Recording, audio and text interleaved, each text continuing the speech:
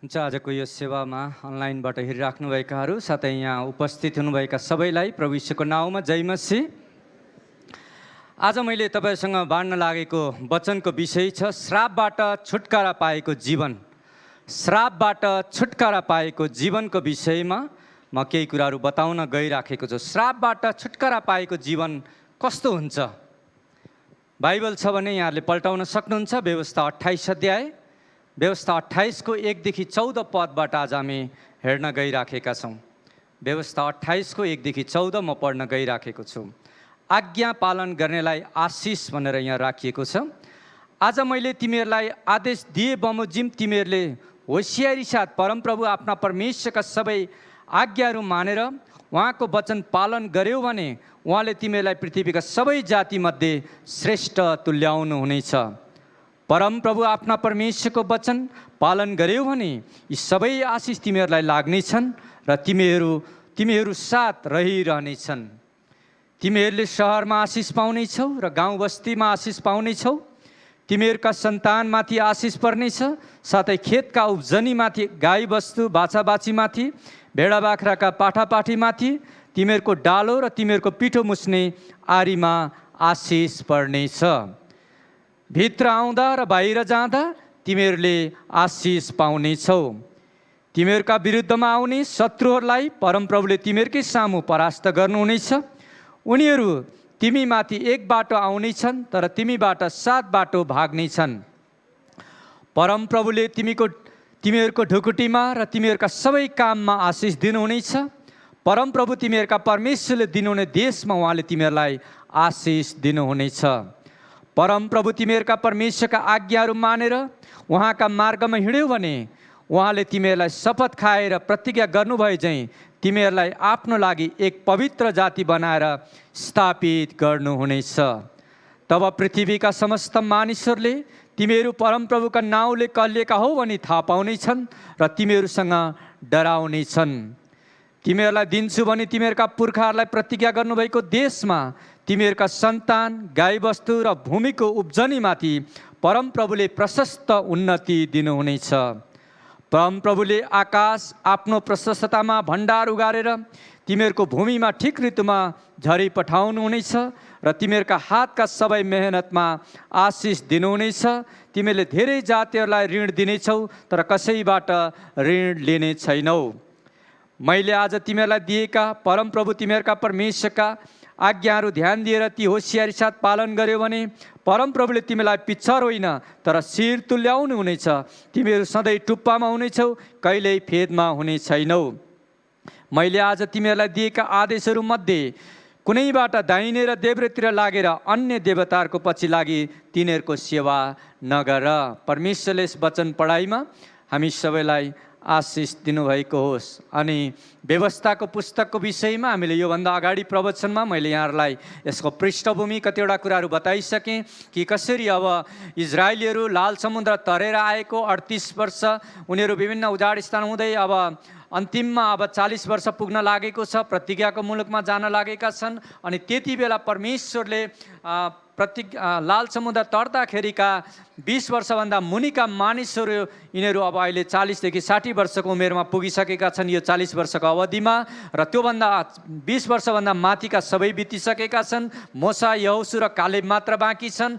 अनि यो दोस्रो पुस्तालाई परमेश्वरले यो व्यवस्थाको पुस्तकहरू दोहोऱ्याउनु भएको अथवा भन्नलाई दिनुभएका कुराहरू हामी यहाँ पाउँदछौँ। अनि उहाँले अब यिनीहरू प्रतिज्ञाको मुलुकमा छिर्नै लागेका छन्। अब केही समयपछि उनीहरू यर्दन नदी तरेर प्रतिज्ञाको मुलुकमा प्रवेश गर्दैछन्। अनि त्यति बेला परमेश्वरले यो आशिषका प्रतिज्ञाहरू गर्नुभयो। उहाँको वचन पालन गरेर उहाँको भनेअनुसार वचनअनुसार जीवन बितायो भनेदेखि यी आशिषहरू तिमीहरूलाई पर्नेछ भन्ने कुराहरू परमेश्वरले बताउनुभयो।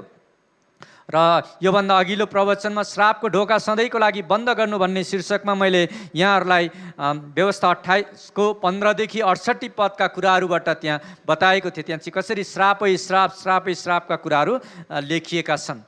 र हामीले योभन्दा अरू प्रवचनहरू पनि हेऱ्यौँ। विगतमा गरेका नराम्रा कामहरूको कारणले खोलिएको श्रापको ढोकालाई हामीले सधैँको लागि बन्द गर्नुपर्छ। बोलिएको बोली वचनले हामी माथि खोलिएको श्रापको ढोकालाई पनि हामीले बन्द गर्नुपर्छ। पिता पुर्खाको कारणले हामीमा खोलिएको श्रापको ढोकालाई पनि हामीले बन्द गर्नुपर्छ। अरू मानिसहरूले हामीलाई बोलिएका श्रापका ढोकाहरूलाई पनि हामीले बन्द गर्नुपर्छ भन्ने सम्बन्धमा हामीले प्रवचनहरू सुनिसकेका छौँ। कसरी ती ढोकाहरू बन्द गर्ने भन्ने कुरा मैले योभन्दा अगाडि 3वटा प्रवचनहरू यहाँलाई बाँड्दै आएको छु र आज हामी 4थो प्रवचनमा आइराखेका छौँ र आज चाहिँ हामी श्रापबाट छुटकारा पाएको जीवनमा परमेश्वरले दिनुहुने 3वटा आशिषहरूको विषयमा म यहाँलाई बाँड्ने छु। 3वटा आशिषहरू। पहिलो आशिष पहिचानमा आशिष पर्नेछ, दोस्रो परिश्रममा आशिष पर्नेछ, तेस्रो परिवारमा आशिष पर्नेछ। यी 3वटा कुरालाई अब हामी क्रमशः हेर्दै जानेछ। पहिलो आशिष हो पहिचानमा आशिष पर्नेछ। परमेश्वरले व्यवस्था 28 अध्यायमा इजरायलीहरूलाई एउटा दिनुभएको कुरा चाहिँ उनीहरूको पहिचानमा पनि परमेश्वरले आशिष दिने प्रतिज्ञाहरू गर्नुभएको छ। यो वचनको खण्डमा गइरिनु अगाडि हामीले पहिचानको विषयमा एकछिन विचार गरौँ। संसारमा आज धेरै मानिसहरू एउटा प्रश्नको उत्तरको खोजीमा छन् अनि त्यो प्रश्न चाहिँ हो एम आई, म को हुँ, मेरो आइडेन्टिटी के हो, मेरो चिनारी के हो, मेरो पहिचान के हो। यस्तै कुरामा आज कति मानिसहरू हराइराखेको पनि हामी पाउँदछौँ। कति मानिसहरू आफ्नो पहिचान बनाउने कुरामा, आफ्नो चिनारी बनाउने कुराहरूमा, विभिन्न कुराहरूमा उनीहरू फसी पनि राखेका छन्। उनीहरूले त्यो कुराहरूबाट आफ्नो पहिचान बनाउन खोजिराखेका छन्। हामीहरूले धेरै युवा युवतीहरूमा हेऱ्यो भने उनीहरूले त्यस्तै किसिमले विभिन्न प्रकारले आफ्नो पहिचान बनाउन खोज्दाखेरि उनीहरूले आफ्नो पहिचान गुमाइ पनि राखेका छन्। अनि हामी सञ्जालहरूमा देख्छौँ को व्यक्तिहरूसँग कस्तो प्रकारले सेल्फी खिच्न खोज्दा, के गर्न खोज्दा, कसो गर्न खोज्दाखेरि उनीहरूको पहिचान चाहिँ आज अर्कै भएर गइराखेको कुराहरू हामी देख्दछौँ। अनि आज हामीले बुझ्नुपर्ने कुराहरू, हामीहरूको पहिचान हामी के कुरामा खोज्दैछौँ।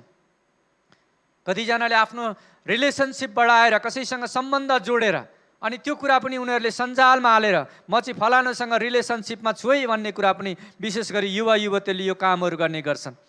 उनीहरूले त्यो कुराहरूबाट आफ्नो पहिचान उनीहरूले खोजिरहेछन्, पहिचान दिन खोजिराखेका हुन्छन्। कतिजनाले नाउँ चलेका व्यक्तिहरूसँग सेल्फी खिचेर उनीहरूले आफ्नो पहिचान बनाउन खोजिराखेका हुन्छन्। देशका ठुला व्यक्तिहरू, राष्ट्रपति, प्रधानमन्त्री, मन्त्रीहरू, होइन, नगरपालिकाका प्रमुखहरू, नाउँ चलेका गायकहरू, खेलाडीहरू, यस्तैहरूसँग फोटो खिचेर सेल्फी खिचेर उनीहरू आफ्नो पहिचान दिन खोजिरहेका पनि हुन्छन्। कतिचोटि हो हामीहरू उहाँहरूसँग हुँदाखेरि हामीलाई फोटो खिच्न मन लाग्छ, फोटो खिच्छौँ, त्यो एउटा कुरा हो।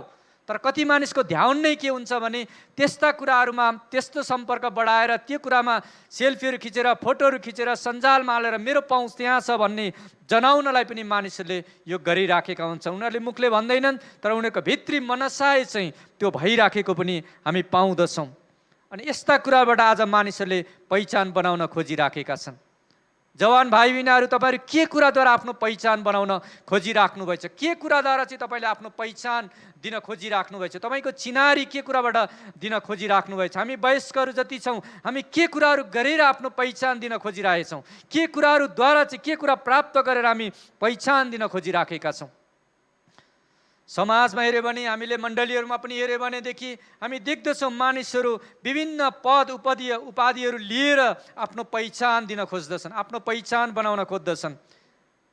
पढेपछि एउटा पढाइको कारणले पनि कतिवटा पहिचानहरू आउँछ। डक्टरका उपाधिहरू आउँछ, होइन, कतिजना मेडिकल डक्टर, कतिजना पिएचडी डक्टरका कुराहरू पनि आउँदछन्। यी पहिचानहरू एउटा शिक्षाले पनि दिने कुराहरू हो, भएका कुराहरू हामी पाउँदछौँ भने कतिजनाको चाहिँ ध्यान नै त्यो कुरा लिनकै लागि आफ्नो जीवनलाई जस्तोसुकै जोखिम मोलेर भए पनि त्यो एउटा पहिचान बनाउनलाई मानिसहरूले आफ्नो परिवार भन्दैन, आफ्नो स्वास्थ्य भन्दैन, आफ्नो कुनै कुरा पनि भन्दैन, त्यही कुरालाई रातो दिन मानिसहरू लागेर त्यो पहिचान दिन खोजिराखेका छन्। मण्डलीहरूमा पनि हेऱ्यो भनेदेखि मानिसहरूले आफैलाई, क्रिस्चियन जगतमा पनि हेऱ्यो भने आफैलाई नाउँको अगाडि रेभरेन्ड, पास्टर, वरिष्ठ पास्टर, फादर, यस्तै कुराहरू, अपोस्टलका कुराहरू लेखेर त्यो पदहरू त्यहाँ पाउनलाई, त्यो कुराहरू गरेर आफ्नो पहिचान बनाउन खोजिराखेका कुराहरू हामी पाउँदछौँ।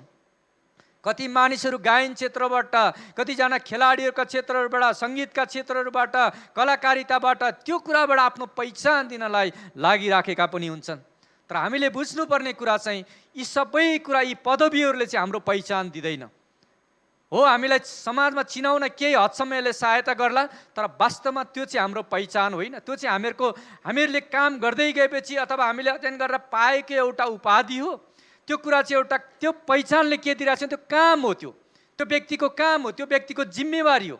त्यो व्यक्तिलाई चिनाउने त्यो पद चाहिँ त्यो जिम्मेवारीको पहिचान हो। कुनै पनि सङ्घ संस्था, कुनै पनि हाकिम, कुनै पनि तहरमा त्यो एउटा उसलाई त्यो काम, त्यो क्षेत्रमा चिनाउने एउटा उपाधि मात्र हो। तर त्यसैबाट वास्तवमा मानिसले आफ्नो पहिचान चाहिँ बनाउन सक्दैन। मानिसले सोच्छन् यो नै मेरो पहिचान हो भनेर। तर बाइबलमा हामीले हेऱ्यो भने एकजना व्यक्ति जसले संसारको सबै कुरा प्राप्त गर्यो, तर अन्तमा उसले सबै कुरा व्यर्थ बनेको छ। उपदेशक 2 17 देखि 18 लेखिएको छ। उपदेशक 2 17 देखि 18 सोलोमन राजाले भन्छन्, यसैले मैले मेरो जीवनलाई घृणा गरेँ, किनभने सूर्यमुनि गरेको काम मेरो निम्ति दुःखदायी रहेछ। ती सबै व्यर्थ हुन्, बतासलाई खेदेको जस्तो मात्र। सूर्यमुनि सबै कुरा जसका निम्ति मैले परिश्रम गरेको छु, ती सबै मैले घृणा गरेँ, किनभने मैले ती म पछि आउनेहरूको निम्ति छोड्नै पर्छ। उनले यो के कुरा थाहा पाए भने त मैले जे जति पनि कुराहरू पाउनलाई गरेँ, म एउटा त्यो कुराको पछि लागेँ, तर अन्तमा उनले जीवनको अन्तमा यो त सबै छोडेर जाने कुरा रहेछ, छोडेर जाने कुरा रहेछ, यो सधैँ मसँग जीवनभर अनन्तसम्म रहने कुरा होइन रहेछ भन्ने कुरा उनले यहाँ बुझेका छन्। सोलोमन राजाले के कुरा चाहिँ प्राप्त गरेका थिएनन्? उनको जीवनमा ज्ञान बुद्धिको क्षेत्रमा त्यो समयमा उनी जस्तो ज्ञानी र बुद्धिमानी राजा अरू कोही पनि थिएन, उनी जस्तो बुद्धिमानी व्यक्ति कोही पनि थिएन। अब संसारमा हिसाबले हेर्ने भने एउटा हिरोको मानिसहरू हिरो बनेर आफैलाई पहिचान दिन खोज्छन्, तर हिरोको क्षेत्रमा हेऱ्यो भने सोलोमन राजा जस्तो हिरो त्यो समयमा कोही पनि थिएन। उसको पछि कति थिए, कति मान्छेहरू धर्मसँग लेखिएको छ, उसका त 700 त श्रीमतीहरू नै थिए, 300 त उसका उपपत्नीहरू थिए भने उसको पछि लाग्नेहरू कति थिए, कति हिरो रहेछ होइन, उसलाई कति धेरैले पछ्याउँदा रहेछन् भनेपछि त्यो सबै कुराहरू उसले प्राप्त गरेको राजा थियो। नाउँ पदपतिको क्षेत्रमा पनि ऊ जस्तो नाउँ चलेको राजा कोही पनि थिएन। त्यो समयमा मोज मस्ती गर्ने कुरा क्षेत्रमा पनि ऊ जस्तो कोही पनि थिएन। तर त्यही व्यक्तिले जीवनको अन्तमा के भन्दैछ, सबै कुरा मेरो निम्ति दुःखदायी मात्रै रहेछ, सबै कुरा मेरो निम्ति व्यर्थै रहेछ भनेपछि उसले त्यो कुराहरूबाट पहिचान सम्झिरहेको थियो, तर जीवनको अन्तमा आउँदाखेरि उसले थाहा पाए यो चाहिँ मेरो पहिचान होइन रहेछ। संसारको तरिकाले, संसारको सोच विचारले, संसारको मान पदवीले, संसारको धन सम्पत्तिले आफ्नो पहिचान बनाउन खोज्ने मानिसहरू जीवनको अन्तमा नैराश्यमा पर्छन्, किनकि वास्तविक पहिचान त्यहाँ छैन। त्यो कुराले उसको भित्री खाली ठाउँ भर्न सक्दैन। के हामी संसारको तरिकाले आफ्नो पहिचान बनाउन खोजिराखेका छौँ? हामी के कुरा गरेर आफ्नो पहिचान बनाउन खोजिराखेका छौँ? वास्तवमा मानिसको खास पहिचान चाहिँ ख्रिस्टलाई चिन्नु र ख्रिस्टको भएर जिउनुमा छ। आमेन। यहाँहरूले मसँगै दोहोऱ्याउन सक्नुहुन्छ, मानिसको खास पहिचान ख्रिस्टलाई चिन्नु र ख्रिस्टको भएर जिउनुमा छ। पहिचान मान्छेले वास्तविक जीवनको सन्तुष्टि, जीवनको अन्तमा आनन्द गर्ने कुरा र पावलले जस्तै मैले उत्तम लडन त लडेको छु भनेर एउटा घोषणा गर्ने जीवन जिउनको लागि, हुनको लागि एउटा व्यक्तिले, यो पृथ्वीमा जन्मेको हरेक व्यक्तिले ख्रिस्टलाई चिन्नु र ख्रिस्टको भएर जिउनुमा छ। त्यहाँ चाहिँ उसले आफ्नो पहिचान भेटाउन सक्दछ। उहाँसँगको सम्बन्धमा, परमेश्वरसँगको ठिक सम्बन्धमा रहेपछि एउटा व्यक्तिले आफ्नो पहिचान भेटाउन सक्दछ। हामीहरूले योभन्दा अघिल्लो प्रवचनहरूमा पनि हामीले सुनिसकेका छौँ, सिमोन पत्रुसलाई प्रभुले भेट्नुभयो, माछामा रातभरि माछा मार्यो, तर उसले एउटा पनि जम्मा गर्न सकेन, एउटा पनि माछा पक्रन सकेन। तर जब प्रभुसँग बिहान पख भेट भयो अनि प्रभुले भन्नुहुन्छ दाहिनेतिर जाल हान, अनि पत्रुसले प्रभुले भन्नुभयो भने उसले दाहिनेतिर जाल हान्दछ। अनि हामीलाई थाहा छ उसले कसरी जाल यति धेरै माछा पक्रियो, उसले आफ्नो डुङ्गा पनि भर्यो, साथीको डुङ्गा पनि भरिने गरी माछाहरू पक्रियो। प्रभुले भन्नुभएको कुरा जब उसले प्रभुले भन्नुभयो, उहाँ प्रभु हुनुहुन्छ भन्ने जानेर उसले प्रभुको आज्ञा पालन गर्यो अनि प्रभुले भनेअनुसार उसले गर्यो। अनि त्यस दिनदेखि उसको पहिचान बदलियो। प्रभुले उसलाई भन्नुभयो तिमी अब आजदेखि माछा पक्रने मछुवा भनेर चिनिने छैनौ, तर तिमी मानिसहरू पक्रने जलारी हुनेछौ। आमेन। पत्रुसको त्यो घटना, त्यो समयदेखि उसको पहिचान बदलियो। ऊ येशूको चेला भनेर चिनिन सक्यो अनि त्यहाँ चाहिँ उसको पहिचान भयो। अनि जसको कारणले आज उसको जीवनको बारेमा इतिहासमा लेखिएको छ। हामीहरू प्रचार गर्छौँ, उसको जीवनबाट धेरै कुराहरू सिक्न सक्छौँ। प्रभुले भन्नुभए अनुसार गर्नेहरूले चाहिँ आफ्नो जीवनको खास पहिचान भेट्टाउनेछन्। उनीहरूको परिचय चाहिँ त्यहाँ, चिनारी चाहिँ त्यहाँ हुनेछ। अनि परमेश्वरले यहाँ व्यवस्था 28 अध्यायमा पनि त्यही भन्नुभयो उहाँका मानिसहरूलाई, तिमीहरूको पहिचान चाहिँ अरू जातिभन्दा, अरू समुदायभन्दा फरक हुनेछ। तिमीहरूले मैले भनेअनुसार, मेरो वचनअनुसार चल्यो भने तिमीहरूको पहिचान चाहिँ फरक हुनेछ।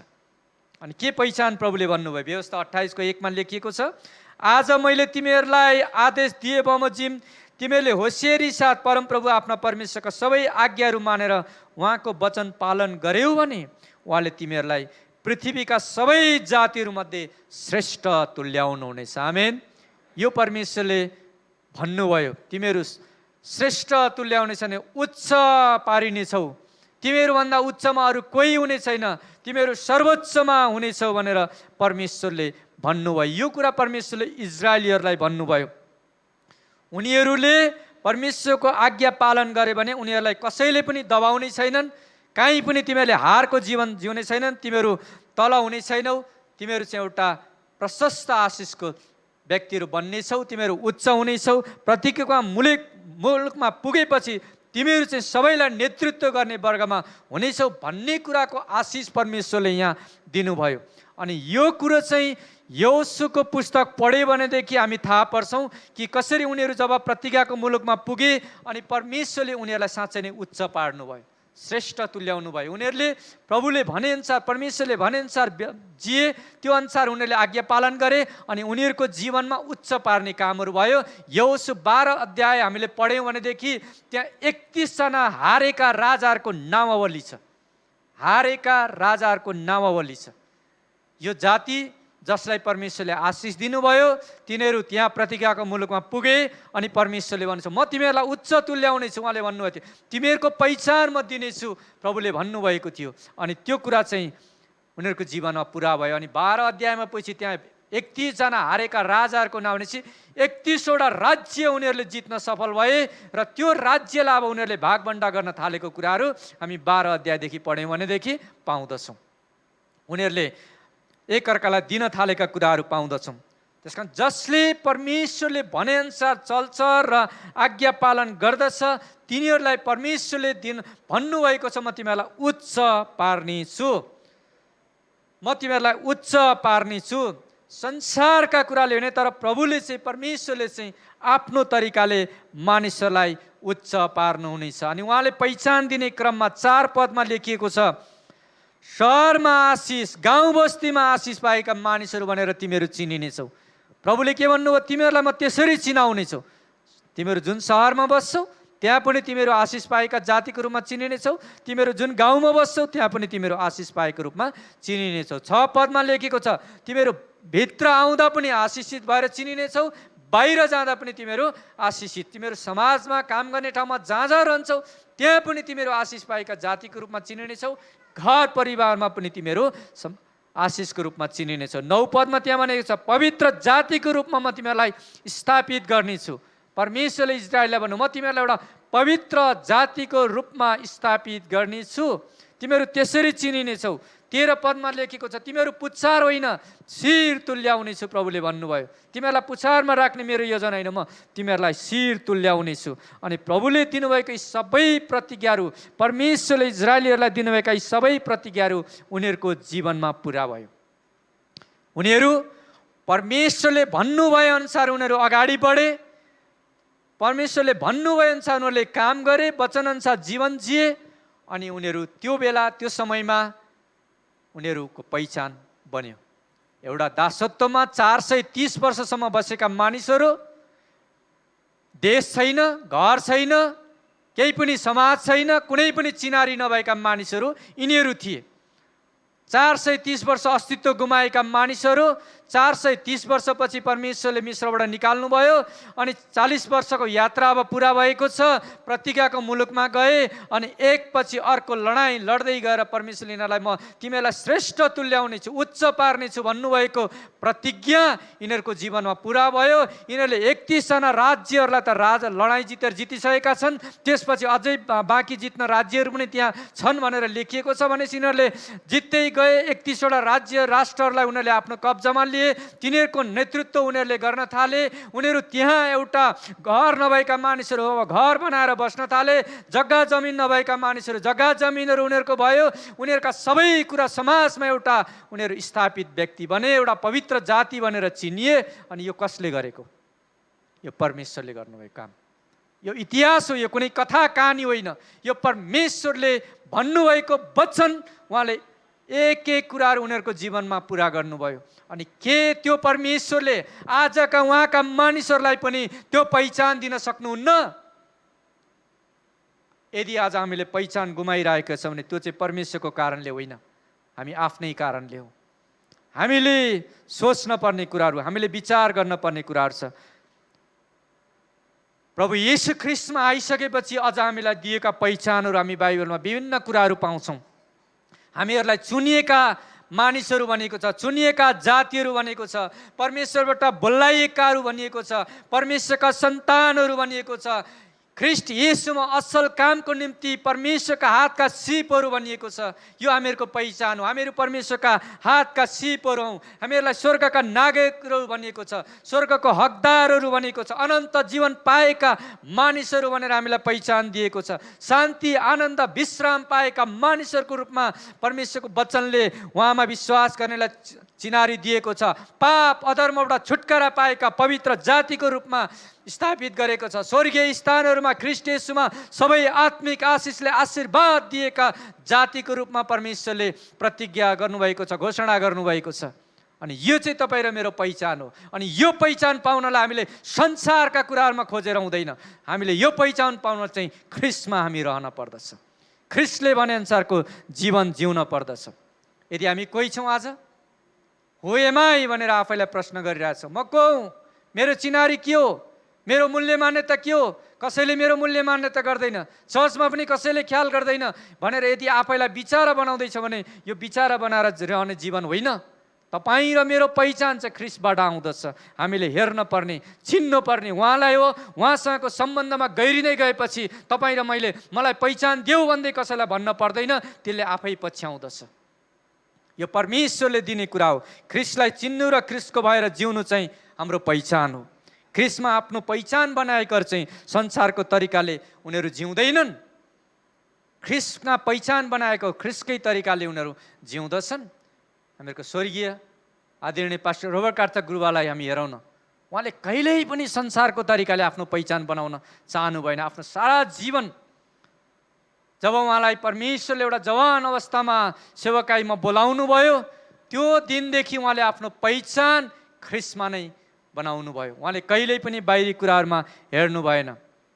संसारका कतिवटा सम्मानहरू दिएर उहाँलाई पहिचान गर्न खोजियो, तर उहाँले त्यो पहिचान कहिल्यै पनि लिन चाहनु भएन। उहाँले जहिल्यै पनि उहाँले ख्रीष्टमा आफ्नो पहिचान बनाउनु भयो, ख्रीष्टको निम्ति उहाँले जिउनु भयो, ख्रीष्टको निम्ति काम गर्नुभयो अनि अन्तमा ख्रीष्टकै राज्यमा जानुभयो। अनि आज उहाँको पहिचान कसले गुमाएको छ? क्रिस्चियन इतिहासमा उहाँको पहिचान कसले मेटाउन सक्छ? जतिले पनि इतिहास पढ्छन् तिनीहरूले पास्टर रोबर्ट कार्तर गुरुवा कस्तो हुँदो रहेछ उहाँको पहिचान त्यहाँबाट थाहा पाउँदछन्। जति पनि पुस्ताले अहिले थाहा पाएका छन् उहाँको पहिचान संसारभरि छ। उहाँको पहिचान त्यहाँ बनेको छ किनकि उहाँले जिउनु भयो। 20 वर्ष अगाडि म बेङ्गलोरमा पढ्दाखेरि एउटा हुई झु भनेर यत्रो ठेली किताब थियो। त्यो किताब खोलेर पढ्दै थिएँ अनि त्यहाँ पास्टर गुरुवाको नाउँ लेखिरहेको थियो। त्यो के गुरुवाले मलाई लेख भनेर दिनुभएको थियो र त्यहाँ त्यो त कुनै व्यक्तिहरूले उहाँको पहिचान दियो, त्यहाँ लेखिरहेछ त्यो ठाउँमा पनि। उहाँले त्यो पहिचान पाउनलाई कहिले पनि उहाँले जहिले पनि आफ्नो पहिचान ख्रीष्टको निम्ति काम गर्नु, ख्रीष्टको निम्ति जिउनु भयो अनि अन्तमा ख्रीष्टकै राज्यमा उहाँ अहिले हुनुहुन्छ। त्यसकारण ख्रीष्टलाई चिनेका मानिसहरूले चाहिँ ख्रीष्टमा आफ्नो पहिचान बनाउन पर्दछ। आमेन। परमेश्वर हामीलाई पहिचान दिन चाहनुहुन्छ अनि इजरायलीहरूलाई म तिमीहरूलाई पहिचान दिने कुरा गर्नुभयो। शिर तुल्याउने कुराहरू परमेश्वरले गर्नुभयो। तिमीहरू पुच्छार हुने छैनौ, तिमीहरूलाई म माथि राख्नेछु भनेर परमेश्वरले भन्नुभयो। ती सबै कुराहरू इजरायलीहरूले अनुभव गरे, उपभोग गरे। अनि त्यही परमेश्वर आज तपाईँ र मलाई पनि भन्दै हुनुहुन्छ, म तिमीलाई पुच्छारमा छोड्ने होइन, म तिमीलाई तल फेदमा पनि राख्ने होइन, म तिमीलाई एकदमै बाहिर जाँदा पनि निराश, भित्र आउँदा पनि निराश भएको तिम्रो जिन्दगी त्यस्तो बनाउने मेरो इच्छा होइन। म तिमीलाई आशिष दिन चाहन्छु, म तिमीलाई शिर तुल्याउन चाहन्छु, म तिमीलाई टुप्पोमा राख्न चाहन्छु। परमेश्वर त्यही प्रतिज्ञा आज तपाईँ र मलाई पनि भनिराख्नु भएको छ। उहाँ तपाईँ र मलाई त्यो पहिचान दिएर अगाडि बढाउन चाहनुहुन्छ। आमेन। आउनुहोस् हामी ताली बजाएर उनै परमेश्वरलाई महिमा दिउँ, उनै परम प्रभुलाई हामी महिमा दिउँ। उहाँ हाम्रो परमेश्वर, हामीलाई उच्च पार्नुहुने, हामीलाई उच्चमा राख्नुहुने, हामीहरूको पहिचान दिनुहुने चाहिँ उहाँ नै हुनुहुन्छ। त्यस कारण हामीले संसारका कुराहरूबाट आफ्नो पहिचान खोज्दैछौँ भने आजदेखि हामीहरूको दृष्टिलाई बदलौँ, विचारलाई बदलौँ र ख्रिस्टमा हाम्रो पहिचान बनाऊँ। त्यसले चाहिँ हामीलाई अगाडि बढ्नलाई मद्दत गर्दछ। श्रापबाट छुटकारा पाएकाहरूको जीवनमा पहिलो आशिष पहिचानमा आशिष हेऱ्यौँ। दोस्रो आशिष चाहिँ हो परिश्रममा आशिष पर्नेछ। परिश्रममा आशिष पर्नेछ। परमेश्वर हामीहरूको परिश्रममा पनि आशिष दिने परमेश्वर हुनुहुन्छ। परमेश्वरले इजरायलीहरूलाई के कुरामा आशिष दिन्छु भन्नुभयो, उनीहरूको परिश्रमको कुन कुन क्षेत्रमा आशिष दिन्छु भन्नुभयो। व्यवस्था 28 4 र 5 त्यहाँ लेखिएको छ, तिमीहरूका सन्तानमाथि आशिष पर्नेछ, साथै खेतका उब्जनीमाथि, गाई बस्तुका बाछाबाछीमाथि, भेडा बाख्राका पाठामाथि, तिमीहरूको डालो र तिमीहरूको पिठो मुस्ने आरीमा आशिष पर्नेछ। यो हाम्रो परिश्रम गर्ने क्षेत्रहरू हुन्। अनि परमेश्वर भन्नुहुन्छ, तिमीहरू मेरो वचन अनुसार जियौ, मैले भनेको आज्ञा अनुसार चल्यौ भनेदेखि म तिमीहरूको परिश्रममा पनि आशिष दिनेछु। 8 पदमा लेखिएको छ, परमप्रभुले तिमीहरूको ढुकुटीमा र तिमीहरूका सबै काममा आशिष दिनुहुनेछ। परमप्रभु तिमीहरूका परमेश्वरले दिनुहुने देशमा उहाँले तिमीलाई आशिषित दिनुहुनेछ। यहाँ पनि परिश्रम, ढुकुटीमा गर्ने कुरा, परमेश्वरले त्यहाँ आशिष दिनुहुन्छ। तिमीहरूका काममा आशिष दिनेछु। काम हामीहरूको परिश्रमको क्षेत्र हो। अनि परमेश्वर भन्छ, म त्यहाँ पनि तिमीहरूलाई आशिष दिनेछु, त्यहाँ पनि म तिमीहरूलाई आशिषित बनाउनेछु। 28 11 र 12 पद, तिमीहरूलाई दिन्छु भने तिमीहरूका पुर्खालाई प्रतिज्ञा गर्नुभएको देशमा तिमीहरूका सन्तान, गाई बस्तु र भूमिको उब्जनीमाथि परमप्रभुले प्रशस्त उन्नति दिनुहुनेछ। परमप्रभुले आकाश आफ्नो प्रशस्तको भण्डार उगारेर तिमीहरूको भूमिमा ठिक रीतिमा झरी पठाउनुहुनेछ र तिमीहरूका हातका सबै मेहनतमा आशिष दिनुहुनेछ। तिमीहरूले धेरै जातिलाई ऋण दिनेछौ, तर कसैबाट ऋण लिने छैनौ। यहाँ पनि परमेश्वरले गाई बस्तु, भूमि उब्जनीमा, ऋतुहरूमा पनि भनेपछि हाम्रो परिश्रममा परमेश्वरले यहाँ आशिष दिने प्रतिज्ञा गर्नुभएको छ। उहाँको आज्ञा पालन गर्ने र उहाँको वचन अनुसार जीवन जिउनेहरूलाई परमेश्वरले भन्दै हुनुहुन्छ, म तिमीहरूको परिश्रममा आशिष दिनेछु। आमेन। सहर बजारमा उनीहरू सहर बजारकै तरिकाले परिश्रम गरिरहेका छन्। गाउँ बस्तीमा उनीहरूले गाउँ बस्तीकै तरिकाले परिश्रम गरिरहेका छन्। पढाइको क्षेत्रमा उनीहरूले पढाइकै तरिकाले परिश्रम गरिरहेछन्। अनि परमेश्वरको प्रतिज्ञा छ, म तिमीहरूको परिश्रममा आशिष दिनेछु। यहाँहरूले मसँग दोहोऱ्याउन सक्नुहुन्छ, म तिमीहरूको परिश्रममा आशिष दिनेछु। परमेश्वर उहाँका मानिसहरूलाई उनीहरूले गरेको परिश्रममा आशिष दिने परमेश्वर हुनुहुन्छ। धेरै वर्ष अगाडि हामीहरूको मण्डलीमा एउटा तालिम भइरहेको थियो। शाखाबद्धका हाम्रा पास्टर अगुवाजीहरू आउनुभएको थियो। अनि त्यहाँ केही कुराहरू उहाँहरूका कुराहरू बाँड्न दिँदाखेरि एकजना अगुवाले बताउँदै हुनुहुन्थ्यो, उहाँले आलु रोप्नुभयो, उहाँको छिमेकीले पनि आलु रोप्यो। उहाँको छिमेकी प्रभुलाई नपाएको व्यक्ति हुनुहुन्थ्यो। एउटै मलजल गरियो, एउटै जमिन, एकै नासको जमिन, बिउ पनि त्यति नै रोपियो, मलजल पनि त्यही किसिमले गरियो, सबै कुराहरू त्यही किसिमले भयो, त्यति नै बिउ रोपियो। तर जब आलु खनियो, आलु खन्दाखेरि छिमेकीको भन्दा यो विश्वासीको जमिनमा फलेको आलु चाहिँ 10 गुणा बढी उसले बोरा बटुल्यो। किनकि एउटा विश्वासीले प्रार्थनासहित त्यो भूमिमा काम गर्यो अनि त्यो श्रापित भूमिलाई पनि परमेश्वरले उर्वरा बनाइदिनु भयो। आमेन। यसका परमेश्वरले किसानहरूलाई किसानकै तरिकाले आशिष दिइराख्नु भएको छ। जतिजना किसानको क्षेत्रमा हुनुहुन्छ अनि त्यति बेला यी सबैलाई यहाँ परमेश्वरले उनीहरूको किसानी कुराहरू थियो अनि परमेश्वर त्यही कुरामा आशिष दिने प्रतिज्ञा गर्नुभयो। अनि आज तपाईँ र मेरो परिश्रम गर्ने क्षेत्रहरू बदलिएको छ, हामी अरू ठाउँहरूमा छौँ, तर परमेश्वर भन्छ म तिम्रो परिश्रममा आशिष दिनेछु। अनि आज उहाँसँग रहेर उहाँको वचनअनुसार जिउनेहरूले आफ्नो कार्यक्षेत्रमा, आफ्नो व्यवसायमा, आफ्ना परिश्रम गर्ने क्षेत्रमा आशिष अनुभव गरिरहेका छन्, पदोन्नति अनुभव गरिराखेका छन्, किनकि परमेश्वर प्रतिज्ञा पुरा गर्नुहुने परमेश्वर हुनुहुन्छ। आमेन। उहाँले कहिल्यै पनि झुट बोल्नुहुन्न। किसानहरूलाई किसानकै तरिकाले परिश्रममा परमेश्वरले आशिष दिनुहुन्छ। जागिर खानेलाई जागिरकै तरिकाले परिश्रममा परमेश्वरले आशिष दिनुहुन्छ। व्यापार व्यवसाय गर्नेलाई व्यापार व्यवसायकै तरिकाले त्यो परिश्रममा परमेश्वरले आशिष दिनुहुन्छ। सेवकाई गर्नेलाई सेवकाईकै तरिकाले उनीहरूको परिश्रममा परमेश्वरले आशिष दिनुहुन्छ। पढाइको क्षेत्रमा उनीहरूलाई पढाइकै तरिकाले परमेश्वरले उनीहरूले गरेको परिश्रममा आशिष दिने परमेश्वर हुनुहुन्छ। हालेलुया। हामीहरू जुन जुन क्षेत्रमा छौँ ती क्षेत्रमा परमेश्वर आशिष दिने प्रतिज्ञा गर्नुहुन्छ, पदोन्नति दिने प्रतिज्ञा परमेश्वरले गर्नुभएको छ। अनि परमेश्वरका मानिसहरूको जिम्मेवारी चाहिँ परमेश्वरको वचनअनुसार जीवन जिउनु। उहाँले गर भनेका कुरा गर्नु, उहाँले नगर भनेका कुराहरू नगर्नु।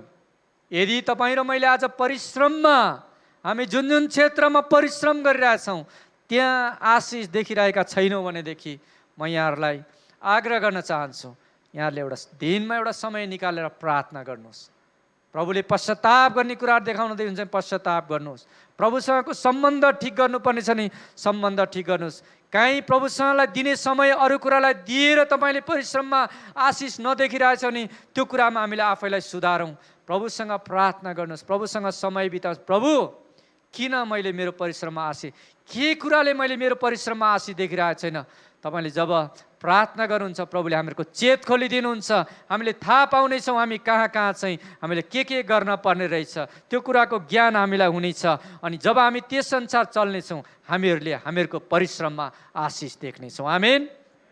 किनकि परमेश्वरले भन्नुभएको वचन सत्य छ, बोल्नुहुने पनि सत्य हुनुहुन्छ, अनि उहाँले जे भन्नुहुन्छ त्यो गर्नुहुन्छ।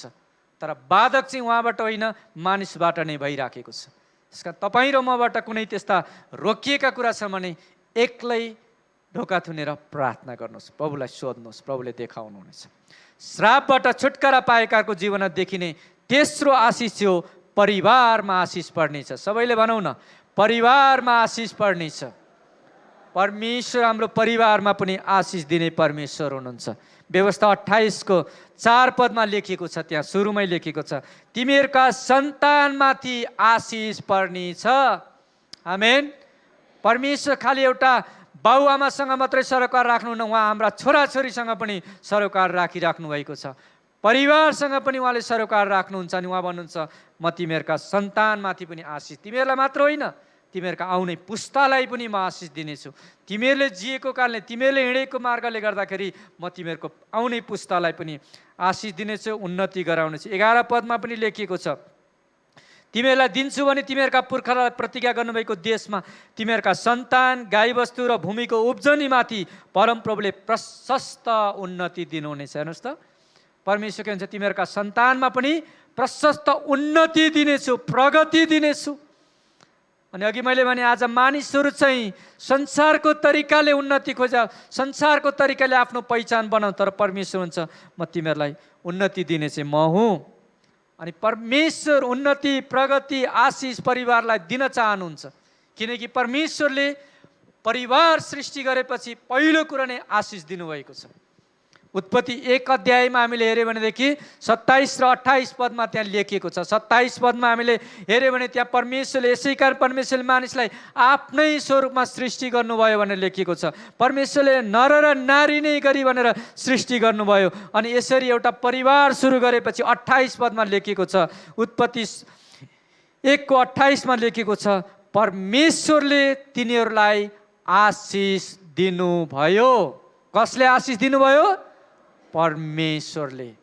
परमेश्वरले तिनीहरूलाई आशिष दिनुभयो र तिनीहरूलाई भन्नुभयो फल्दै फुल्दै वृद्धि हुँदै भरिँदै र त्यसलाई आफ्नो वशमा पार्दै जाओ, समुद्रका माछाहरू, आकाशका पक्षीहरू तथा पृथ्वीका सबै जीवित प्राणीमाथि अधिकार गर।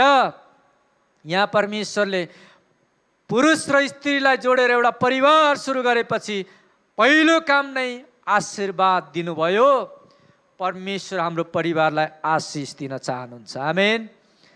आदम र हव्वाले परमेश्वरको आज्ञा तोडेपछि यो आशिषबाट वञ्चित भएका थिए। तर व्यवस्था 28 मा आउँदा परमेश्वर भन्नुहुन्छ, मेरो आज्ञा पालन गर्नेहरूका सन्तानलाई म आशिष दिनेछु। हेर्नुहोस् त, परमेश्वरले अर्को एउटा बाटो खोलिदिनु भयो। आदम र हव्वाले त श्राप ल्यायो परिवारमा, तर व्यवस्था दिँदाखेरि परमेश्वरले भन्नु, तिमीहरूले मेरा आज्ञाहरू पालना गर्यौ र मेरो वचनहरू सुन्यौ र त्यस अनुसार जीवन बितायो भने म तिमीहरूको परिवारलाई पनि आशिष दिनेछु। परमेश्वर बुवा आमालाई मात्र आशिष होइन, बुवा आमालाई दिएको आशिष चाहिँ उनीहरूका छोराछोरी सन्तानमा पनि बगेर जाने रहेछ। कारण तपाईँ र मैले जतिजना हामी अभिभावकहरू छौँ, हाम्रा छोराछोरीहरू छन्, हामी बुवा आमाहरू हामी आज कस्तो बाटो जुइरहेछौँ, कस्तो बाटो हिँड्दैछौँ। हामीले गरेको परिश्रम परमेश्वरको अनुसार भइराखेको छ कि हामी आफ्नै तरिकाले गरिरहेछौँ। परमेश्वर आज तपाईँ र मेरो परिश्रमबाट परमेश्वर हाम्रो सन्तानमा पनि आशिष बगाउन चाहनुहुन्छ। संसारमा हेऱ्यो भने चाहिँ हामी के देख्छौँ भने संसारका सबै मानिसहरू आफ्नो परिवार आशिष चाहन्छन्। सबै मानिसहरू आशिष चाहन्छन्, आशिष नचाहने कोही पनि छैन। तर आशिष दिनुहुने परमेश्वरलाई चाहिँ बिर्सन्छन्। आशिष दिनुहुने परमेश्वरलाई बिर्सन्छन्, आशिषको खोजी गर्छन्, तर आशिष दिनुहुने परमेश्वरलाई चाहिँ बेवास्ता गर्छन्। आशिषको खोजी गर्ने मानिसहरू धेरै छन्, तर आशिष दिनुहुने परमेश्वरलाई चाहिँ बेवास्ता गरेर आफ्नै तरिकाले चल्छन्। अनि प्रभु भन्नुहुन्छ, म तिमीलाई थपिदिने आशिष पनि तिमीले पाउन सकिरहेछन्। प्रभु यीशुले मत्ती 6:33 मा भन्नुभयो, पहिले उहाँको राज्य र धार्मिकताको खोजी गर अनि यी सबै थोकहरू तिमीहरूलाई थपिनेछ। यी सबै थोकहरू आज तपाईँ र म हाम्रो परिवारमा के कुराहरू थपिएको चाहन्छौँ, के कुराहरू हाम्रो परिवारमा भएको हामी चाहन्छौँ, के आशिषहरू तपाईँ र म हाम्रो परिवारमा देख्न चाहन्छौँ। प्रभुको प्रतिज्ञा छ, पहिले उहाँको धार्मिकताको खोजी गर, यो त तिमीहरूलाई म थपिदिनेछु। परमेश्वर हाम्रो परिश्रममा आशिष दिन चाहनुहुन्छ, हाम्रो सन्तानमा परमेश्वर परिवारमा पनि आशिष दिन चाहनुहुन्छ। यदि आज हाम्रो परिवारमा शान्ति छैन, मेलमिलाप छैन, आनन्द छुटकारा छैन, चङ्गाई छैन, विभिन्न कुराले हामी चाहिँ अप्ठ्यारोमा परिरहेछौँ, परमेश्वर भन्छ उहाँको राज्य खोजी गर, तिमीलाई चाहिएका कुराहरू म बगाउनेछु, म दिनेछु। परमेश्वर हामीलाई चाहिएका कुरा, संसारमा हामीलाई के चाहिएको छ? घर चाहिएको छ, जग्गा जमिन चाहिएको छ, हामीहरूका उन्नति प्रगतिहरू चाहिएको छ, रुपियाँ पैसाहरू चाहिएको छ, हामीलाई दैनिक जीवन जिउनलाई हाम्रो खाँचोहरू छन्। तर प्रभु भन्नुहुन्छ, यी चाहिँ तिमीहरूलाई थपिने कुराहरू हुन्, यी म तिमीहरूलाई थपिदिनेछु। तर मानिसले गर्ने भुल चाहिँ परमेश्वरलाई खोज्नुपर्ने यी थपिदिने कुराहरूलाई खोजी गर्छन्। थपिदिने कुरालाई खोज्दा खोज्दा खोज्दा जीवन अन्तमा निराशमा बिताउँछन्। प्रभु भन्नुहुन्छ, पहिले उहाँको धार्मिकताको खोजी गर। त्यस कारण परमेश्वरका मानिसहरू तपाईँ र मैले चाहिँ प्रभुलाई पाएका छौँ। हामीहरू चाहिँ संसारका मानिसहरू जस्तो खालि संसारकै खोजी गर्ने मानिसहरू मात्र हामी हुनुहुन्न। यी कुराहरू हामीलाई चाहिन्छ। हाम्रो परिश्रम गऱ्यौँ भने मात्र परमेश्वरले आशिष दिने प्रतिज्ञा गर्नुभएछ। अल्छी भएर काम नगरेर त्यतिकै गफ लडाएर घरमा सुतेर बस्नेलाई भनेको छैन। यहाँ थेसलोनिकमा भने त काम गर्नेले नखाओस् पनि भनेको छ। यसका मेहनत गर्नु पर्यो, परिश्रम गर्नु पर्यो, अनि परमेश्वर त्यहाँ आशिष दिने प्रतिज्ञा गर्नुभएको छ। परमेश्वर हाम्रा परिवारलाई, हाम्रो सन्ततिलाई आशिष दिने प्रतिज्ञाहरू पनि परमेश्वरले गर्नुभएको छ। त्यस कारण हामीले जब हामी अगाडि बढ्छौँ, परमेश्वरको प्रतिज्ञा छ, उहाँ हामीलाई आशिष दिन चाहनुहुन्छ। शैतान मात्र हो परिवारलाई नाश गर्न चाहने, भत्काउन चाहने, बिगार्न चाहने, तपाईँ र मेरो परिवारलाई खत्तम गरेर परमेश्वरको आशिषबाट वञ्चित गर्न चाहने एउटै शत्रु चाहिँ शैतान हो। अनि त्यसलाई हामीले मौका दियौँ भने मात्र त्यसले काम गर्छ हाम्रो परिवारमा। त्यसलाई मौका दिएन भने त्यसले केही पनि गर्न सक्दैन। किनकि ख्रिस्टमा हुनेहरू चाहिँ हामीमा हुनुहुने चाहिँ संसारमा हुनेभन्दा महान हुनुहुन्छ। आमेन। त्यस कारण हामीहरूको परिवारलाई शैतानले के गर्ला कि भनेर डराउनै पर्दैन। हामी प्रभुको वचनअनुसार चल्ने हो, उहाँले हाम्रो परिवारलाई सुरक्षित राख्नुहुनेछ। हाम्रा सन्ततिलाई प्रभुले आशिष दिने प्रतिज्ञा गर्नुभएको छ। त्यसकारण हामीहरू चाहिँ परमेश्वरको वचनअनुसार चल्ने, उहाँको धार्मिकताको खोजी गर्ने मानिसहरू हामी बन्न पर्दछ। हामीहरू खालि चर्चमा आउने जाने सदस्यहरू मात्र हामी बन्नुहुन्न। हामीहरूको लक्ष्य चाहिँ प्रभुको सेवा गर्ने हुन पर्दछ। अगस्त महिनामा 64 जनाले पानीको बप्तिस्मा दिनुभयो। अनि उहाँहरूलाई मैले एउटा भनेको, एउटा जोड दिएको कुरा चाहिँ चर्च चाहिँ तपाईँहरूको ससुराली घर होइन है। चर्च चाहिँ तपाईँको ससुराली बनाउनु हुँदैन। चर्च चाहिँ तपाईँको घर हो। तपाईँ बप्तिस्मा लिएर अब मण्डलीको सदस्य बन्नुभएछ, चर्च तपाईँको घर हो। अनि घरमा तपाईँले केही कुराहरू देख्नु भने गर्नुहुन्छ, केही कुरा लडिरहेछ त्यसलाई बनाउनुहुन्छ, उठाउनुहुन्छ, केही कुरा त्यहाँ पानी धाराहरू बगिरहेछन् तपाईँले बन्द गर्नुहुन्छ। आफ्नो घरलाई जसरी हामी ध्यान दिन्छौँ त्यसरी नै मण्डलीलाई हामीले ध्यान दिनुपर्छ। यो मण्डली हाम्रो हो, यो कुनै व्यक्तिको प्यावा होइन। त्यस कारण सबैले नै आफ्नो आफ्नो क्षेत्रबाट हामीले दायित्व उठायौँ भने परमेश्वरको मण्डली बलियो भएर शक्तिशाली भएर जानेछ। आमेन। त्यस कारण यदि कसैको मानसिकता यो चर्च चाहिँ ससुराली हो भन्ने लागिरहेछ भने यो परिवर्तन गरौँ। यहाँ चट्ट आउने बस्ने अनि फुत्त निस्केर जाने के कुराहरू छ हामीले पनि गर्न सक्ने हामी गरौँ। कतिजनाले गरिराख्नु भएको छ, प्रभुले त्यसको कदर गरिराख्नु भएको छ। अहिले बाल सङ्गतिमा शिक्षकको लागि कति शिक्षकहरूको लागि माग हुन्छ, पढाउने व्यक्तिहरूको अभाव छ। यत्रो मण्डली छ, 2 वर्ष अगाडि प्रभुलाई पाएको व्यक्तिले बाल सङ्गतिमा पढाउँदैछ। म चिन्छु त्यो भाइलाई, जसले कोभिडको समयमा ग्रहण गरेको, तर शिक्षक नभएर उहाँले पढाउँदैछ। के तपाईँ र मेरोलाई चुनौती होइन यो? बालबालिकालाई आज अलिकति परिपक्व व्यक्तिहरू, अलिकति शिक्षा दिन सक्ने व्यक्तिहरूले म एउटा समय दिएर शनिबारको दिन नानीहरूलाई शिक्षा दिने क्षेत्रमा म समर्पण गर्छु हामी भन्न सक्दैनौँ? ती बालबालिकाहरूले त्यहाँ राम्रो शिक्षा पायो भने पो भोलि मण्डलीमा असल पास्टर अगुवाहरू तयार हुन्छन् त। त्यस कारण पास्टर त यहाँ त्यसै आउँदैन नि, त्यहाँबाट तयार हुँदै आउने हो नि। चर्चमा सेवाकाई गर्ने व्यक्तिहरू त्यहाँबाट तयार भएर आउने हो, चर्चको नेतृत्व त्यहाँबाट भएर आउने हो। अनि त्यो नेतृत्वलाई हामीले व्यवस्था गर्दैछौँ। त्यहाँ कसलाई भन्ने अब?